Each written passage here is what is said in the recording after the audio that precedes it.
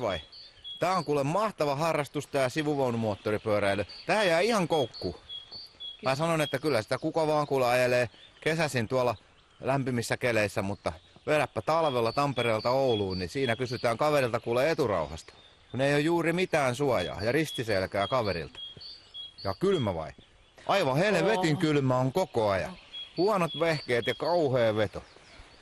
Mutta hienoa tää on. En ikinä vaihtaisi mihinkään muuhun. Jaa, niin pakkasraja vai? Ei tässä ole mitään pakkasrajoja niin kuin Raksalla. Aina mennään, kun vaan bensaa on tankissa. Tää on hienoa vastapainoa kuule taikuruulle.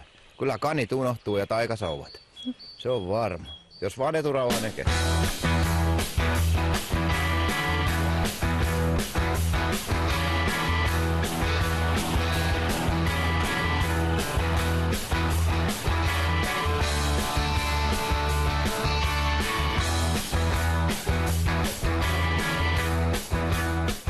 Tää on hieno harrastus.